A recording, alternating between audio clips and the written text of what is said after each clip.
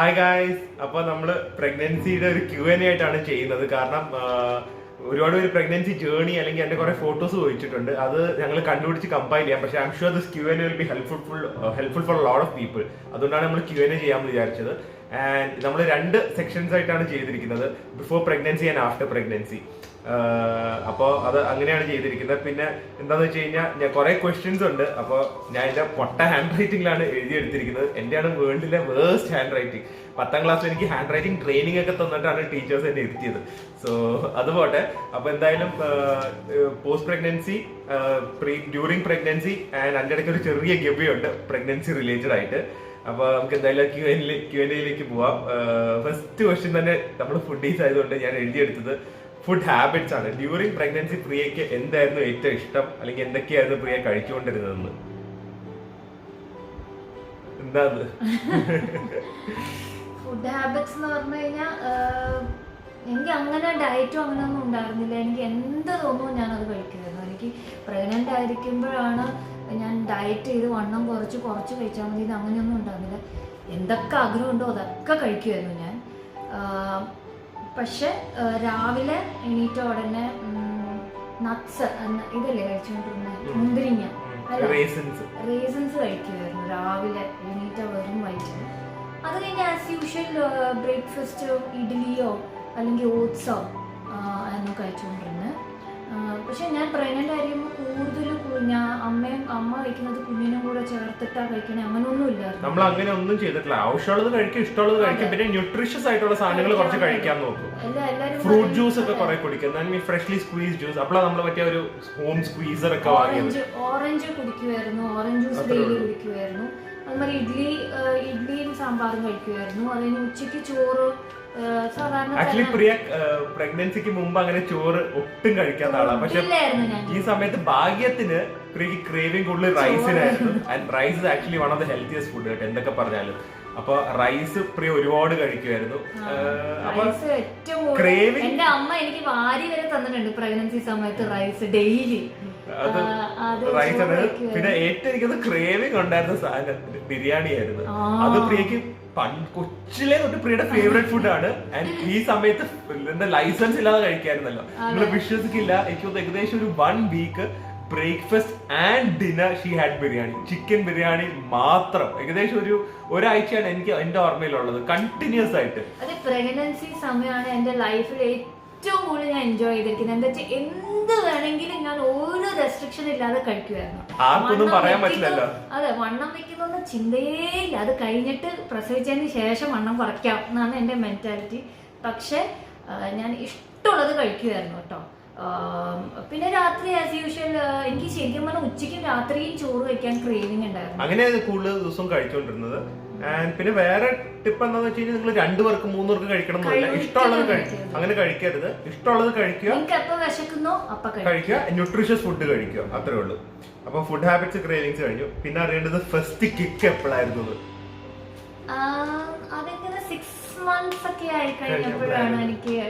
ഞാൻ എപ്പോ കൈവച്ചാലും എനിക്ക് ഫീൽ ചെയ്യില്ല. അതെന്താ അറിയാം, എപ്പോഴും ഞാൻ ഫുഡ് കഴിക്കുമ്പോ ആണ് എനിക്ക് കിക്ക് കിട്ടുന്നത്. സാധാരണ പറയും എല്ലാവരും ഉറങ്ങുമ്പോ ഒക്കെ കിക്ക് ചെയ്യുന്നു, പക്ഷെ എനിക്ക് ഉറങ്ങുമ്പോ ഒന്നും കിട്ടിയില്ല. എപ്പോ ഞാൻ ഫുഡ് കഴിക്കുന്നു ഭയങ്കര കിക്കാ. അപ്പൊ എനിക്ക് മനസ്സിലായി അവന് അത് ഇഷ്ടായി, ഇത് ഇഷ്ടായി.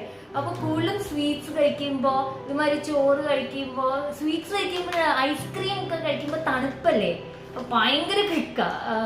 എന്നോട് അപ്പോഴാണ് പ്രിയ പറയുന്നത് വന്ന് തൊട്ട് വെക്കുന്നത് ചവിട്ടുന്നത്. അപ്പൊ ആ സമയത്ത് എന്റെ ഫുഡ് ആയിരിക്കും. ഞാൻ പറയും ഫുഡ് കഴിക്കാൻ ഞാൻ എഴുന്നേക്കില്ല, അത് പിന്നെ എപ്പോഴെങ്കിലും ഭയങ്കര പേടിയായിരുന്നു കേട്ടോ. ഞാൻ വയറില് കൈ വെച്ചൊക്കെ ഇവിടെ അയ്യോ അയ്യോ ഭയങ്കര പേടിയായിരുന്നു. പക്ഷെ സ്വീറ്റ് കഴിക്കുമ്പോൾ എനിക്ക് ഏറ്റവും കൂടുതൽ കിട്ടിയിട്ടുണ്ട്. പിന്നെ ജെൻഡർ പ്രെഡിക്ഷൻ സയൻസ് ഉണ്ടായിരുന്നു. ആക്ച്വലി അത് കുറച്ചുപേരൊക്കെ നമ്മുടെ പഴയ കസിൻസും ആന്റിമാരൊക്കെ പറഞ്ഞിട്ടുണ്ടായിരുന്നു. എന്താ, ആൺകുട്ടിയാണെങ്കിൽ കഴുത്തിന്റെ താഴെ ഡാർക്ക് ആവുമെന്ന്. അങ്ങനെയാണെന്ന് തോന്നുന്നു. അല്ല, ചോദിച്ചു. അപ്പൊ ഞങ്ങൾ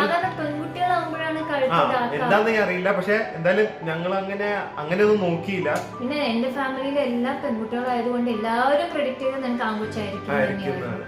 ആരും പെൺകുട്ടിയൊന്നും പ്രെഡിക്ട് ചെയ്തിട്ടില്ല. ജെൻഡർ പ്രെഡിക്ഷൻ സയൻസ് എന്തായാലും ഫോളോ ചെയ്തിട്ട് കാര്യമില്ല. കാരണം 50-50 ആണ്, വേറെ ഓപ്ഷൻ ഒന്നും ഇല്ല. So either will be boy or girl, വേറെ മൾട്ടിപ്പിൾ ചോയ്സസ് ഒന്നും ഇല്ലല്ലോ. സോ അതിലൊന്നും വലിയ കാര്യമില്ല. But it's fun. അങ്ങനെ വല്ല ഉണ്ടെങ്കിലും നിങ്ങളൊക്കെ ചെയ്ത് കഴിഞ്ഞാൽ പ്രഗ്നൻസി കുറച്ചും കൂടെ ഒരു എൻജോയ്മെന്റ് പ്രോസസ് ആക്കാമല്ലോ, അത്രേ ഉള്ളൂ. പിന്നെ was Dillu in the labour room. Dillu labour I was ready to go. പക്ഷെ സി സെക്ഷൻ ആയതുകൊണ്ട് നമ്മൾ അലൗഡ് അല്ല, അല്ലെങ്കിൽ I would definitely been there. പക്ഷെ നോർമൽ ആണെങ്കിൽ അതൊക്കെ പറ്റും. ഓക്കെ, അപ്പൊ വേദം എഴുന്നേറ്റ്, അതുകൊണ്ട് ചെറിയ ബ്രേക്ക്. അപ്പൊ അടുത്ത ക്വസ്റ്റ്യൻ ഇനി ലേബർ റൂമിന്റെ മനസ്സിലായാലും ഇപ്പൊ എനിക്ക് കയറാൻ പറ്റിയില്ല. ഇനി അടുത്തത് ഇനി ട്രീറ്റ്മെന്റ്. അപ്പൊ നമ്മൾ എന്താന്ന് വെച്ച് കഴിഞ്ഞാൽ നമ്മൾ പ്ലാൻ പ്രഗ്നൻസി ആയിരുന്നു. നമുക്ക് ആദ്യമേ കുറച്ച് നാൾ വേണ്ടാന്ന് വിചാരിച്ചു. പിന്നെ നമ്മൾ പ്രഗ്നന്റ് ആവാൻ പോയപ്പോൾ എന്തായാലും ഒരു ചെക്കപ്പിന് പോകണം എന്ന് വിചാരിച്ചു. So we went for all checkups. അത് പ്രഗ്നന്റ് ആവുന്നതിന് മുന്നേ ശരിക്കും ഒരു ചെക്കപ്പ് നടത്തുന്നത് നല്ലതാ, ഹസ്ബൻഡും വൈഫും. എന്തെങ്കിലും കോംപ്ലിക്കേഷൻസ് അവോയ്ഡ് ചെയ്യാൻ വേണ്ടി നമ്മൾ പോയി ചെക്ക് ചെയ്തായിരുന്നു. ലൈക് തൈറോയിഡും അങ്ങനെ ഒരുപാട് കാര്യം ചെക്ക് ചെയ്തു. അപ്പോൾ ഡോക്ടർ അങ്ങനെ പ്രത്യേകിച്ചൊന്നും പറഞ്ഞില്ല. നമുക്ക് അയണിന്റെ എന്തോ ഫോളിക് ആസിഡ് ആണെന്ന് തോന്നുന്നു,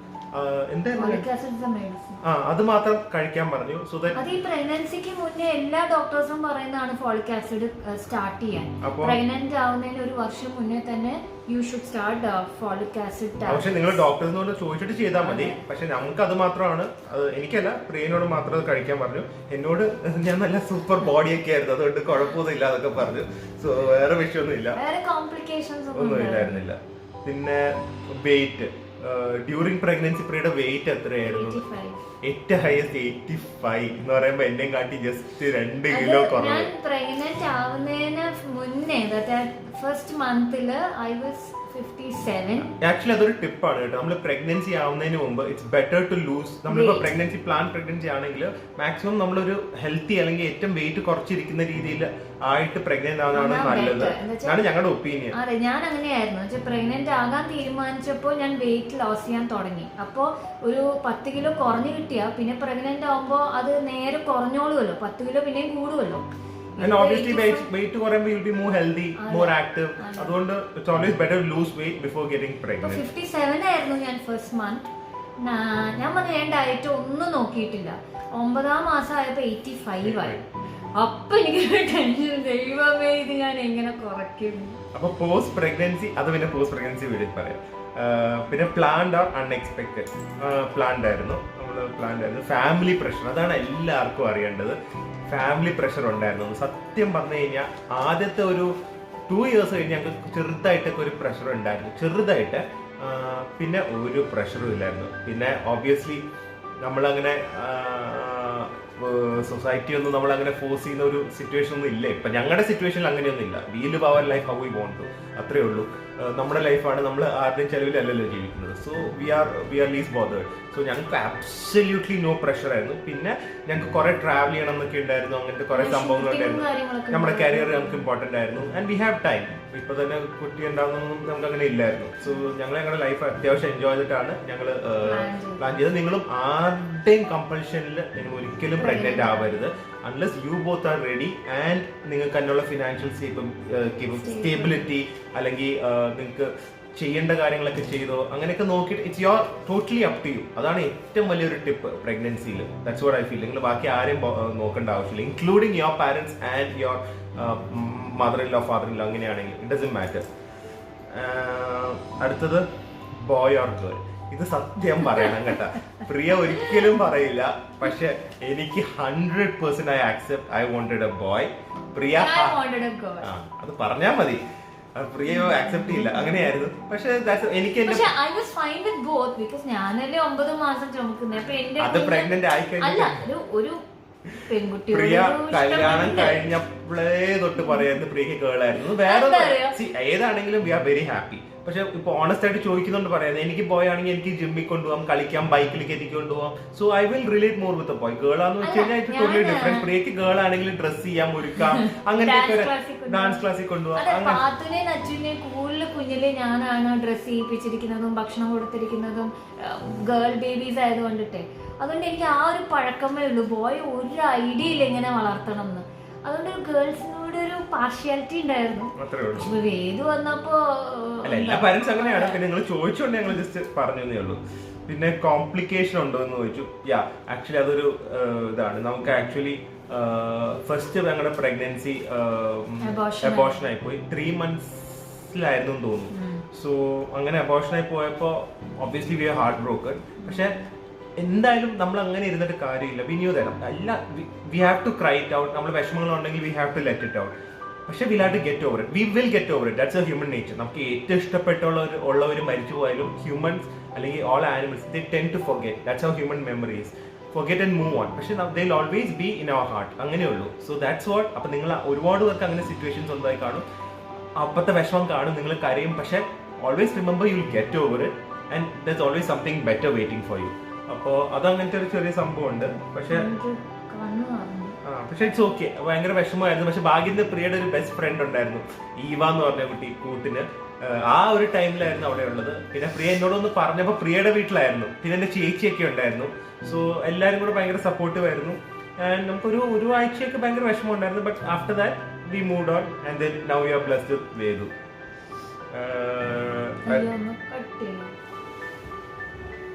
ഓക്കെ, അപ്പോൾ സോറി ഗൈസ്, ചെറിയൊരു ബ്രേക്ക് എടുക്കേണ്ടി വന്നു.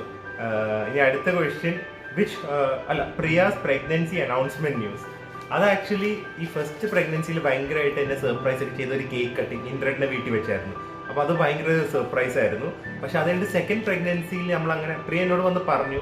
ആൻഡ് നമ്മൾ പിന്നെ അങ്ങനെ സെക്കൻഡ് പ്രഗ്നൻസി ആയപ്പോ ഞങ്ങൾ ആരോടും പറയാൻ നിന്നില്ല. എന്താ വെച്ചാൽ ഞങ്ങൾക്ക് കൺഫർമേഷൻ ഒക്കെ ആയി കഴിഞ്ഞിട്ട് പതുക്കെ പറഞ്ഞാൽ മതിയല്ലോ. അല്ല, എന്നോടാണ് മെയിൻ ചോദിച്ചത്, എന്നോടുള്ള അനൗൺസ്മെന്റ്. പോയി ചെക്ക് ചെയ്യാം. ഓക്കെ, നമ്മൾ പോയി ചെക്ക് ചെയ്തു. നമ്മൾ ഇനി അറിഞ്ഞ് പ്രഗ്നന്റ് ആണ്. പിന്നെ നമ്മൾ അധികം എക്സൈറ്റഡ് ആയില്ല. അറിയാലോ ഇങ്ങനെ ഫസ്റ്റ് ഓർമ്മ നമ്മൾ പേടിയാവും. സോ നമ്മൾ അങ്ങനെ ഭയങ്കരമായിട്ട് അങ്ങനെ ഒന്നും ചെയ്തില്ല. സോ ഫസ്റ്റ് ഭയങ്കര ഒരു അറിയാലോ 7 വർഷം കഴിഞ്ഞ് കേൾക്കുമ്പോൾ 7 വർഷം കഴിഞ്ഞ് കേൾക്കുന്നു എന്നുള്ളതല്ല, നമുക്ക് 7 വർഷം കഴിഞ്ഞ് മതിയായിരുന്നു. 6 years കഴിഞ്ഞിട്ടാണ് നമ്മൾ ട്രൈ ചെയ്യാൻ തുടങ്ങിയത്. സോ അപ്പൊ സെക്കൻഡ് ടൈം അങ്ങനെ വേദുവിന്റെ അനൗൺസ്മെന്റിൽ അങ്ങനെ ഭയങ്കര എക്സൈറ്റ്മെന്റ് ഇല്ലായിരുന്നു. പക്ഷെ ഭയങ്കര സന്തോഷമായിരുന്നു. അടുത്തത് വിച്ച് ഹോസ്പിറ്റൽ, ഏത് ഹോസ്പിറ്റൽ, ഏത് ഡോക്ടർ ആയിരുന്നു എന്ന്? അത് നല്ലൊരു ഡോക്ടർ കിട്ടുന്നതും ഭാഗ്യം തന്നെ കേട്ടോ. ഞാൻ വിജയലക്ഷ്മി, തമ്മനത്ത് Vijayalakshmi Palarivattom BMC hospital, Vijayalakshmi medical centre Palarivattom ആയിരുന്നു. വിജയലക്ഷ്മി ഡോക്ടർ തന്നെയായിരുന്നു നമ്മുടെ ഗൈനക്കോളജിസ്റ്റ്. നല്ല ഡോക്ടർ ആയിരുന്നു. ഭയങ്കര എന്താ പറയാ, അല്ല ഒന്നുമില്ല, ഇറ്റ്സ് ഓക്കെ, കൂൾ ചിൽ എന്ന് പറഞ്ഞൊരു ഡോക്ടർ ആയിരുന്നു. സോ നമുക്ക് ഒരു രീതിയിലുള്ള കുറച്ച് പ്രായമായ ഡോക്ടർ ആണെങ്കിലും ഭയങ്കര മോഡേൺ ആയ ഡോക്ടർ ആയിരുന്നു. നമ്മുടെ പ്രഗ്നൻസി ഹോസ്പിറ്റലിൽ പോകാൻ വെരി എക്സൈറ്റഡ്. സത്യം പറഞ്ഞു കഴിഞ്ഞാൽ ഡോക്ടറുടെ സംസാരവും ഭയങ്കര ഒരു പോസിറ്റീവ് എനർജി ഉള്ള പേഴ്സൺ ആയിരുന്നു. ഭയങ്കര സംഭവമായിരുന്നു. ആൻഡ് ഹോസ്പിറ്റൽ ഓൾസോ ഈ പ്രഗ്നൻസി മാത്രമുള്ള ഹോസ്പിറ്റൽ ആയതുകൊണ്ട് ശരിക്കും നമുക്കൊരു ഹോസ്പിറ്റൽ ഫീലിംഗ് കിട്ടാറില്ല, എസ്പെഷ്യലി അവരുടെ റൂം സൈഡിലൊക്കെ പോയി കഴിഞ്ഞാൽ. So it was A really good experience. പിന്നെ അടുത്തത് ഫസ്റ്റ് ഹൂ ടുക്ക് വേദു. ആദ്യം ആരാ വേദുവിനെ എടുത്തത്? ഓബിയസ്ലി പ്രിയയാണ് എടുത്തത്. അതിനെ ഓപ്പറേഷൻ തിയേറ്ററിൽ നിന്ന് വെളിയിൽ കൊണ്ടുവന്നപ്പോ ആദ്യമേ പ്രിയയുടെ ഡാഡിയാണ് എടുത്തത്. അമ്മ നിൽക്കുക, എന്റെ അമ്മ ആക്ച്വലി എടുക്കാൻ വേണ്ടി നിൽക്കുമായിരുന്നു. ഡാഡി ഇടയിൽ കൂടെ ഒക്കെ വന്ന് എടുത്തു. അങ്ങനെയായിരുന്നു. അപ്പൊ അതിന്റെ ഒരു അമ്മ എടുത്തു. ഭയങ്കര ഒരു ഫീലിംഗ് ആയിരുന്നു. ഞാൻ സൈഡിൽ ഇങ്ങനെ നിൽക്കും, എനിക്ക് പേടി എടുത്തു കഴിഞ്ഞാൽ താഴെ വീഴുന്നു. ഞാൻ ലാസ്റ്റ് എടുത്തത്. സത്യം പറഞ്ഞ ആദ്യത്തെ 2 ദിവസമൊക്കെ എടുക്കാനേ പേടിയായിരുന്നു. ആകെ ഇത്രയല്ലേ ഉള്ളൂ കുഞ്ഞ്, ഭയങ്കര പേടിയായിരുന്നു. പിന്നെ ഞാൻ ഇങ്ങനെ പിടിക്കണം, ഇവിടെ തല വെക്കണം എന്നൊക്കെ പറഞ്ഞ് പഠിപ്പിച്ചു എടുത്തിട്ടാണ് ആ ഒരു ഫോട്ടോ ഉണ്ട് കാണിച്ചത് ആദ്യം. ഞാൻ പ്രഗ്നൻസിയുടെ ഒരു ജേർണി ഒരു ഫോട്ടോ പോലെ ചെയ്യാൻ പറ്റുമെങ്കിൽ ചെയ്യാൻ നല്ല രസമായിരിക്കും. ഹൂ സെലക്ടഡ് ദ നെയിം, അല്ല ഫേവറേറ്റ് ഫുഡ് ബിരിയാണി തന്നെയായിരുന്നു. പ്രഗ്നൻസി ടൈമിൽ പ്രിയ കഴിച്ച ബിരിയാണിക്ക് കണക്കില്ല. Who selected name വേദു? വർദ്ധാൻ. നമ്മൾ കുറെ നെയിംസ് നോക്കി, അതില് ചേച്ചിയാണ് വർദ്ധാൻ നെയിം സെലക്ട് ചെയ്തത്. വർദ്ധാൻ എന്ന് പറഞ്ഞ നമ്മൾ വർദ്ധാൻ ആലോചിച്ചു, പക്ഷെ കുറെ ലിസ്റ്റിൽ ചേച്ചി വർദ്ധാൻ എന്ന് പറഞ്ഞപ്പോൾ അർത്ഥം വെച്ച് വരദാനമാണ്. മലയാളത്തില് ഹിന്ദിയിലാണെങ്കിലും ബ്ലെസ്സിംഗ് ആണ്. അപ്പൊ എല്ലാം കൊണ്ടും വർദ്ധാൻ. നമ്മൾ ന്യൂമറോളജി നോക്കിയായിരുന്നു അല്ല? എന്തൊക്കെ അല്ല ന്യൂമറോളജി നോക്കിയോ? വർദ്ധാൻ അങ്ങനെയാണ്. പിന്നെ സി സെക്ഷൻ ആണോ നോർമൽ ആയിരുന്നു? സി സെക്ഷൻ ആയിരുന്നു. എന്താ വെച്ചാൽ ബേബിയുടെ വെയിറ്റ് കുറച്ച് കൂടുതലായിരുന്നു. പിന്നെ ഞാനും നല്ല വെയിറ്റ് ഉണ്ടായിരുന്നു. അപ്പൊ ഡോക്ടർ പറഞ്ഞു റിസ്ക് എടുക്കണ്ട, സി സെക്ഷൻ ചെയ്യാമെന്ന് പറഞ്ഞു. ഡോക്ടർ പറഞ്ഞു നോർമൽ പ്രഗ്നൻസി വേണമെങ്കിൽ ചെയ്യാം,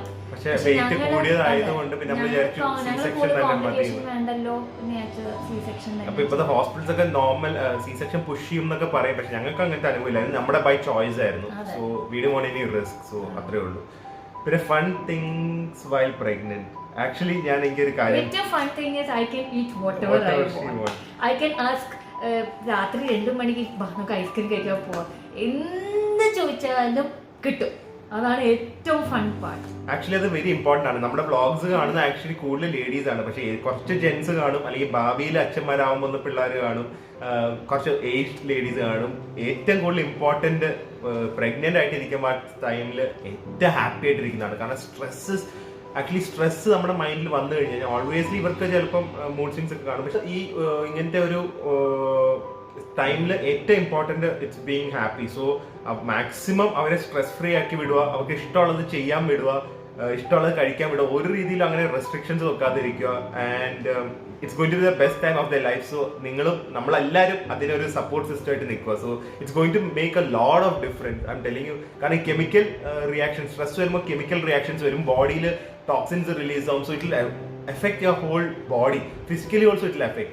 it's proven by science. So oxytocin, സന്തോഷം വരുമ്പോൾ റിലീസ് ആവുന്ന കെമിക്കൽസും അതുപോലെ ബോഡിയിലാവും. സോ അങ്ങനത്തെ ഓക്സിറ്റോക്സിൻ മാക്സിമം അവർക്ക് ഹാപ്പിനെസ് കൊടുക്കുക. It really helps.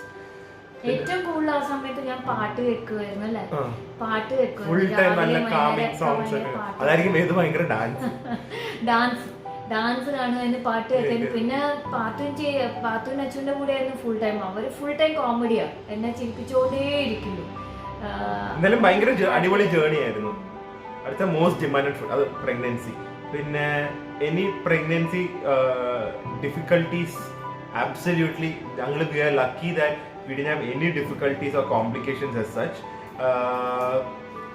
ഏറ്റവും എനിക്കൊന്ന് ആൾക്കാർക്ക് അറിയേണ്ടത് പ്രിയക്ക് വോമിറ്റിംഗ് ഉണ്ടായിരുന്നു എന്ന്. പക്ഷെ ഞാനൊരു കഥ പറയാം. ഏറ്റവും ഒരു മെമ്മറബിൾ തിങ് ഈ പ്രഗ്നൻസിയിൽ പ്രിയക്ക് വോമിറ്റിംഗ് എന്ന് പറഞ്ഞ സാധനമേ ഇല്ലായിരുന്നു. എനിക്ക് ഭയങ്കര ആഗ്രഹമായിരുന്നു ഒരു തവണയെങ്കിലും സിനിമയിലൊക്കെ കണ്ടുപോലെ ഇങ്ങനെ മുടിയൊക്കെ പിടിച്ച് ബാക്കിൽ നിന്ന് തടവി കൊടുക്കാൻ. ഒരു ഭർത്താവിന്റെ കടമയൊക്കെയാണല്ലോ അത്. സോ അത് ഭയങ്കര ആഗ്രഹമായിരുന്നു. പക്ഷെ ഒരു രീതിയിൽ പ്രിയ വോമിറ്റ് ചെയ്യുന്നില്ല. 9 മാസമായിട്ടും വോമിറ്റ് ചെയ്തിട്ടില്ല. പക്ഷെ ഞങ്ങളൊരു ട്രിപ്പ് പോയായിരുന്നു. ഇവിടെ ഒരു അടുത്താണ്, എറണാകുളത്തിന്റെ അടുത്തൊരു ഒരു റിസോർട്ടിൽ പോയിരുന്നു. അപ്പൊ ഹൗസ് ബോട്ടിലാണ് ഒരു ബോട്ടിലാണ് പോകേണ്ടത്. അവിടെ എത്തിയപ്പോ പ്രിയ അവിടെ കായലിന് ഒരു സ്മെല്ല് കിട്ടിയിട്ട് ഛർദ്ദിക്കാൻ വരുന്നു എന്ന് പറഞ്ഞു.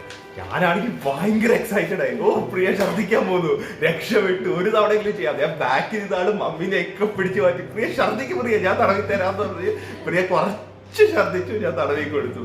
സോ അത് ഇച്ചിരി. അപ്പൊ ആ ഒരു സംഭവം ഭയങ്കരമായിരുന്നു. വേറെ നമുക്ക് ഭാഗ്യത്തിന്റെ ഡിഫിക്കൽട്ടി ആ സ്മെല്ല്, ആ ഒരു കായലിന്റെ സ്മെല്ല് അടിച്ചിട്ടൊക്കെ ഒരു ട്രിഗർ ആയതാ.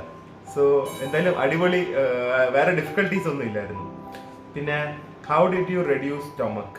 ആക്ച്വലി പ്രഗ്നന്റ് ആയ ലേഡീസ് അതൊന്നും ആലോചിക്കണ്ട, ജസ്റ്റ് എൻജോയ് യുവർ പ്രഗ്നൻസി. സ്റ്റൊമക്കൊക്കെ പിന്നെ റെഡ്യൂസ് ആയിക്കോളും, അതൊന്നും വലിയ കാര്യമല്ല. അതൊക്കെ നമുക്ക് എന്തായാലും പോസ്റ്റ് പ്രഗ്നൻസിയിൽ നമുക്കത് സംസാരിക്കാം. So don't think about all that. Pregnancy, just enjoy the time. അത്രേ ഉള്ളൂ. ഫണ്ണിയസ്റ്റ് തിങ് ഡ്യൂറിങ് പ്രഗ്നൻസി, ഇപ്പൊ ഞാൻ പറഞ്ഞത് തന്നെയാണ് funniest thing during the pregnancy. എനിക്കത് ക്ലിയർ ആയിട്ട് ഓർമ്മയുണ്ട്. പിന്നെ സ്ലീപ്പ് പൊസിഷൻസ്, അതെങ്ങനെ അത് ഇമ്പോർട്ടന്റ് ആവശ്യമാണ്.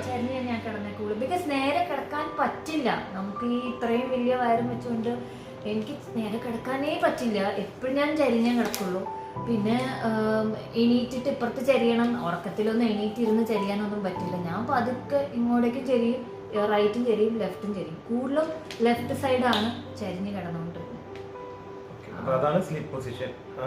പിന്നെ കാലിന്റെ ഇടയിൽ ഒരു പില്ലോവും വെച്ച് കിടക്കും. നമുക്ക് അതിനൊരു സ്പെഷ്യൽ പില്ലോ ഉണ്ട്, അതൊക്കെ വെച്ചായിരുന്നു കിടക്കും. നിങ്ങൾ കാണും പ്രഗ്നൻസി പില്ലോ എന്നൊക്കെ പറഞ്ഞൊരു റാ ഷേപ്പ് ആയിരിക്കും.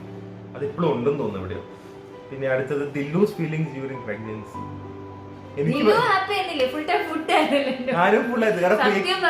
ഞാൻ വണ്ണം വെക്കുന്ന പോലെ കാരണം ബിരിയാണി ഫുഡ് ഒക്കെ വാങ്ങുമ്പോ സുഖമായിട്ട് കഴിക്കുമല്ലോ. പ്രിയ ഇവിടെ തന്നെ ആയിരുന്നു 7 months എത്ര മാസം ഉണ്ടായിരുന്നു നമ്മുടെ കൂടെ? 6 months ആണ് എന്റെ കൂടെ തന്നെയായിരുന്നു. 6-7 months എന്റെ കൂടെ ആയിരുന്നു. അപ്പൊ ഫുൾ ടൈം ഫുഡ് അടിയായിരുന്നു. പിന്നെ പ്രിയയുടെ വീട്ടിൽ പോയ പിന്നെയാണ് ഞാനും ഒന്ന് ഡയറ്റിംഗ് തുടങ്ങിയത്.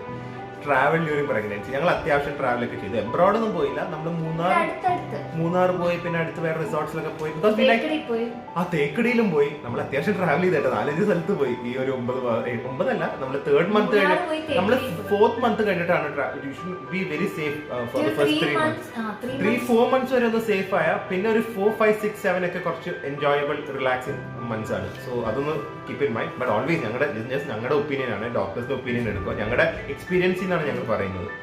സോ സോ ഞങ്ങൾ ഒരുപാട് ട്രാവൽ ചെയ്തു. അതേ പറഞ്ഞ ഒരു ഞങ്ങളുടെ പ്രഗ്നൻസി വീഡിയോ അല്ലെങ്കിൽ ഫോട്ടോസ് വെച്ച് ഉണ്ടാക്കാൻ പറ്റുമെങ്കിൽ ഡെഫിനറ്റ്ലി വീണ്ടും ട്രീറ്റ്മെന്റ് ഞങ്ങൾ പറഞ്ഞു ട്രീറ്റ്മെന്റ് സ്പെഷ്യലി ചെയ്തിട്ടില്ല. ഇത് നല്ല ചോദ്യമാണ്. കുറെ ആൾക്കാർക്ക് ഹസ്ബൻഡ്സിന് ഇഷ്ടമല്ല, ഹസ്ബൻഡ്സിന്റെ മണം ഇഷ്ടമല്ല എന്നൊക്കെ കേൾക്കാറുണ്ട്. So did you like Dillu during pregnancy? ഭയങ്കര ഇഷ്ടമായിരുന്നു ഡ്യൂറിംഗ് പ്രഗ്നൻസി. ആഗ്രഹം ഉണ്ടായിരുന്നു എങ്ങനെ കാണണം, പക്ഷെ ഒന്നും നടന്നില്ല. എന്റെ ഫ്രണ്ട്സ് ഒക്കെ ഇങ്ങനെ പറയാറുണ്ട്, അയ്യോ എനിക്ക് ഭർത്താവിനെ കണ്ണെടുത്ത കണ്ടുകൂടായിരുന്നു, മണമേ ഇഷ്ടമല്ലായിരുന്നു. പക്ഷെ എനിക്ക് അങ്ങനെ ഒരു ഫീലിംഗ് ഉണ്ടായിരുന്നില്ല. അല്ലാതെ തന്നെ പൊതുവെ ഇന്ന സ്മെല്ല് ഇഷ്ടമല്ല, അത് ഇഷ്ടമല്ല, അതൊന്നുമേ ഛർദിക്കലുണ്ടായിരുന്നില്ല, ഒന്നുമേ ഉണ്ടായിരുന്നില്ല. അപ്പൊ എന്തായാലും